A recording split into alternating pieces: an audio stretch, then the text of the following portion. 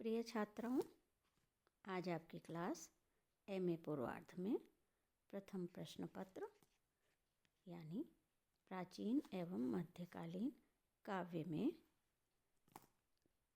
निर्धारित पाठ्यक्रम में कबीर की साखियों और पदों से संबंधित व्याख्या में हमने पिछले व्याख्यान में कबीर के एक पद की व्याख्या की थी और कबीर के जो गूढ़ार्थ हैं यानी उनकी योग साधना से संबंधित, रहस्यवादी चेतना से संबंधित और अध्यात्म से संबंधित अर्थ को समझने के लिए हमने विभिन्न उनके प्रतीकों की भी चर्चा की थी, क्योंकि कबीर के पदों को समझने के लिए उन प्रतीकों को समझ लेना भी बहुत आवश्यक है।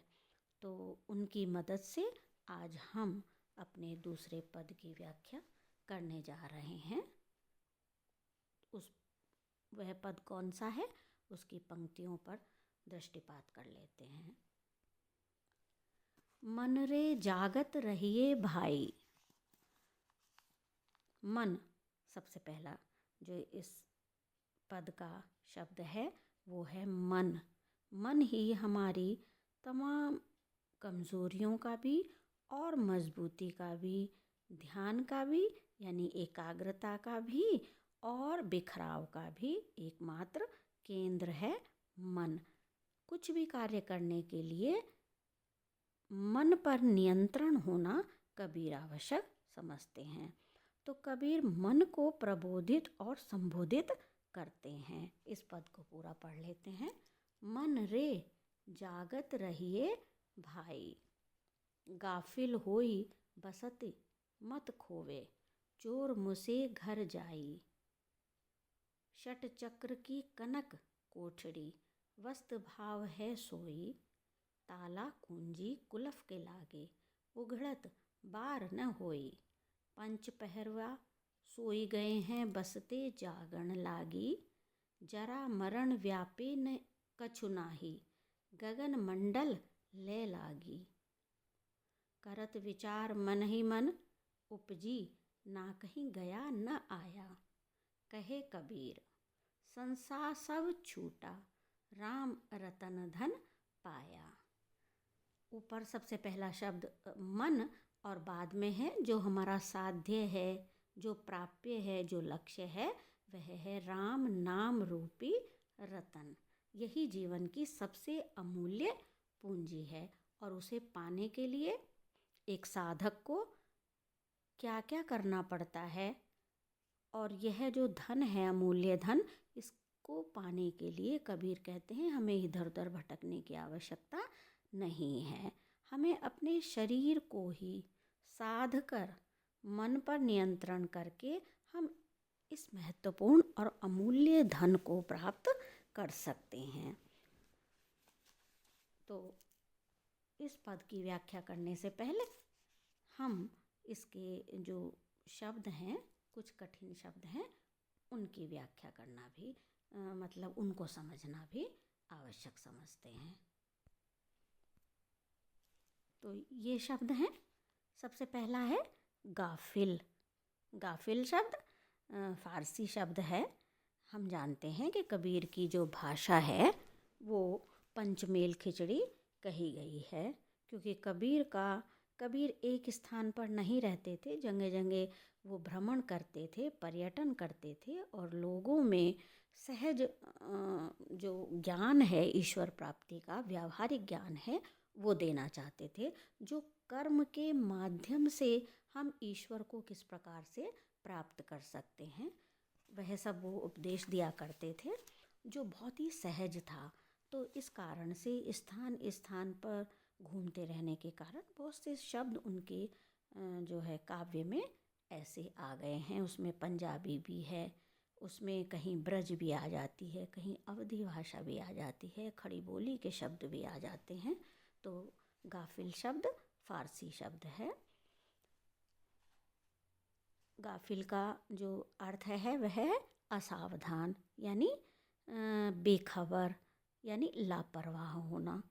बसत माने वस्तु, धन या पूंजी, और चोर कौन है यहाँ पर? चोर हैं माया रूपी चोर, क्योंकि माया जो है कबीर उसको कहते हैं माया महा ठगनी हम जानी। माया जो जीव को धोखा देती है, उसे आकर्षणों में डालती है और उसके लक्ष्य से उसको भ्रमित करती है। तो ये चोर कौन कौन है? ये हैं काम, क्रोध, लोभ, मोह और मद। फिर ताला, कुंजी और कुलफ। ताला भी हम उसी अपनी मूल्यवान वस्तुओं को सुरक्षित करने के लिए ताला लगाते हैं। कुलफ भी उसी संदर्भ में है, जो कुलफ का अर्थ भी ताला ही होता है। कुंजी चाबी को कहते हैं। ताला कुंजी कुलफ के लागे यानी कुंडलनी के द्वारा शरीर में स्थित चक्रों का भेदन करने पर ऊपर निरंतर ऊपर जाना, उघड़त रहस्य का स्पष्ट हो जाना, जो भी चीज़ छिपी हुई है वो सामने आ जाना। पंच पहरवा, पहरू यानी प्रहरी। 5 प्रहरी कौन है? तो यहाँ विरोधी प्रहरी हैं, ये हमारे हक में नहीं हैं। 5 प्रहरी यानी 5 हमारी ज्ञानेंद्रियाँ जब दैनिक कर्मों से बिल्कुल निश्चेष्ट रहती हैं, यानी एक प्रकार से सोई रहती हैं। बसते यानी रहने वाली, जो वहाँ वस्तु है, जो वहाँ पे निवास करती है। कुंडलनी, गगनमंडल, शून्य या कपाल। तो ये तो रहे इसके कठिन शब्द। अब इसकी व्याख्या देख लेते हैं। कबीर कहते हैं कि अरे मेरे मन, तू सदैव सावधान रहना। जागत रहिए भाई, यानी जागृत अवस्था में रहना, क्योंकि निश्चिंत होकर बेखबर होकर के सोने से हमारा अहित हो सकता है। तो वो अब उसी को प्रबोधित करते हुए, सावचेत करते हुए कहते हैं कि संसार में बहुत ही सावधानी से जीवन व्यतीत करने की आवश्यकता है। इसलिए हे मेरे मन, तुम सदैव जागते रहना, नहीं तो क्या होगा? अन्यथा लुट जाने का डर बना रहता है। जैसे राह में कोई राहगीर जा रहा हो और वो चौकस ना हो, चारों ओर देख ना रहा हो, तो उसकी जो मूल्यवान राशि है उसको कोई भी चोर आकर के छीन लेते हैं। तो जैसे वो हर समय अपनी चौकसी, अपने धन को बचाने के लिए करता है, हे मेरे मन, तुम भी अपने शरीर और अपने घट के भीतर छिपी हुई महत्वपूर्ण वस्तु को यदि अपने पास सुरक्षित रखना चाहते हो तो तुम्हें बहुत ज़्यादा सावधानी की आवश्यकता है। कबीर अपने मन को ही सावचेत करते हैं, सावधान करते हैं कि किसी भी समय तुम किसी तरह की लापरवाही मत बरतना, इसी में तुम्हारा कल्याण है। और कैसे? वो आगे कहते हैं, चौकन्ना रहकर, निरंतर जागृत अवस्था में रहकर ही तुम अपनी मूल्यवान वस्तु को सुरक्षित भी रख सकते हो और प्राप्त भी कर सकते हो। क्यों? क्योंकि तुम्हारे चतुर्दिक चारों ओर काम, क्रोध, लोभ, मोह, मद और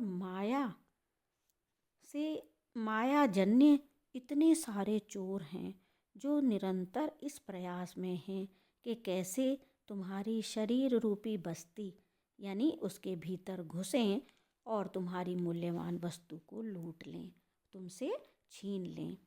और ये तभी संभव है जब तुम असावधान होगे।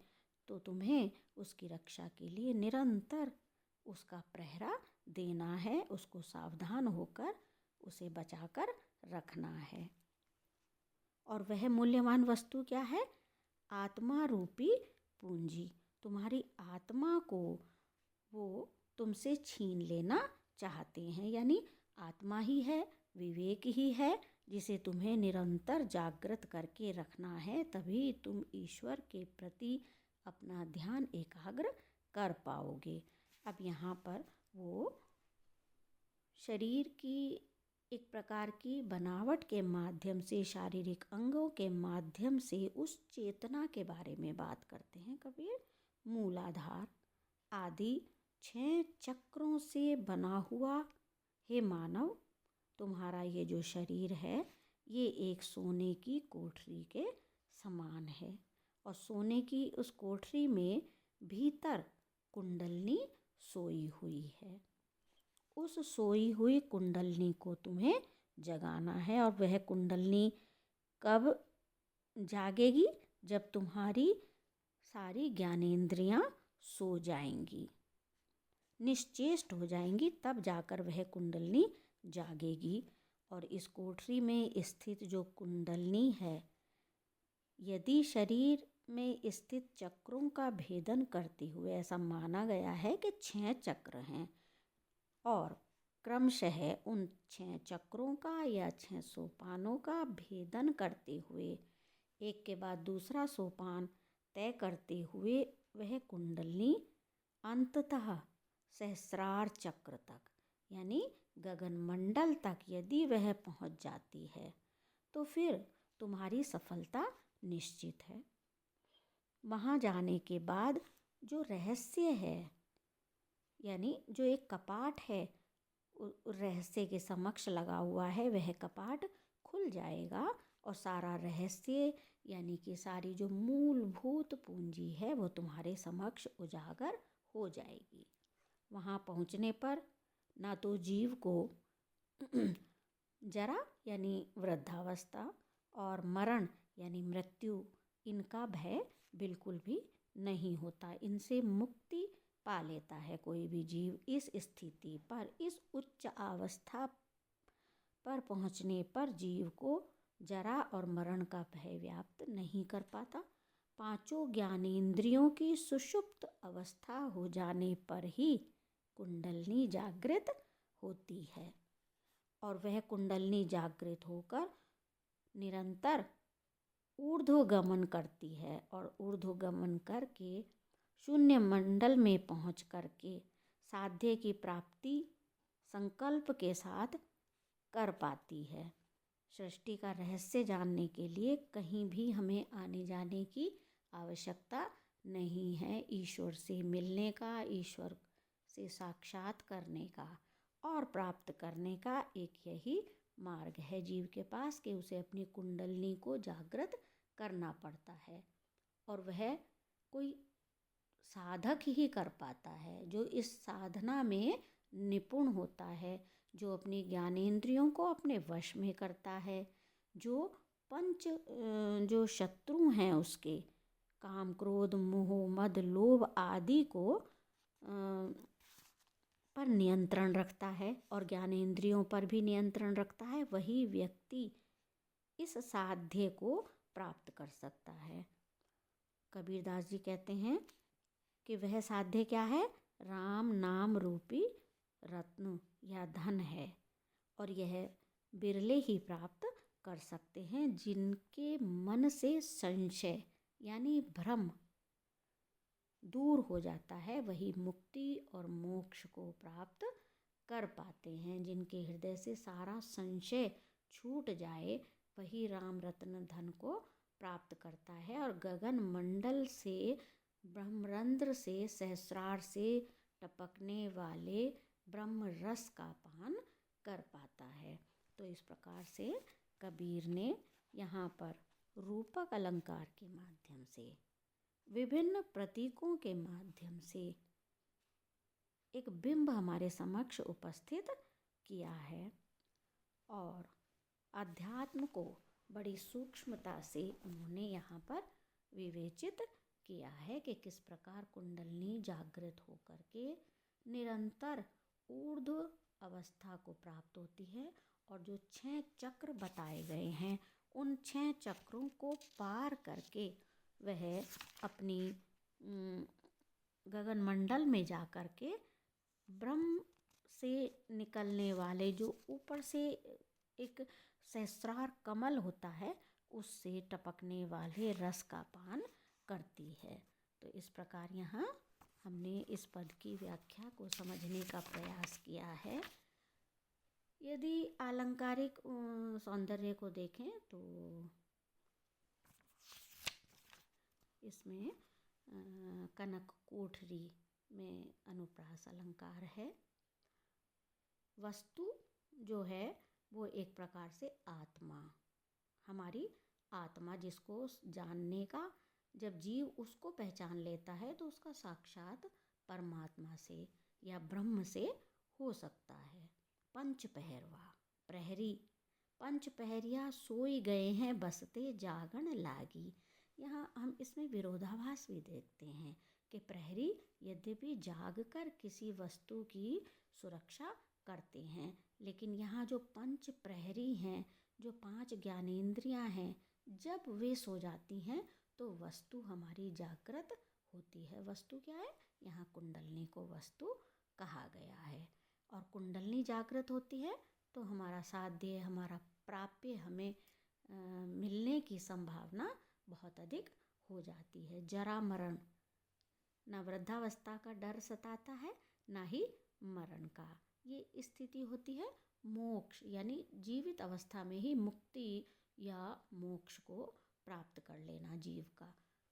तो इस प्रकार से यहाँ हमें लगता है कि हम इस पद की व्याख्या कर पाए हैं। और इन शब्दों के साथ आज के लिए बच्चों इतना ही।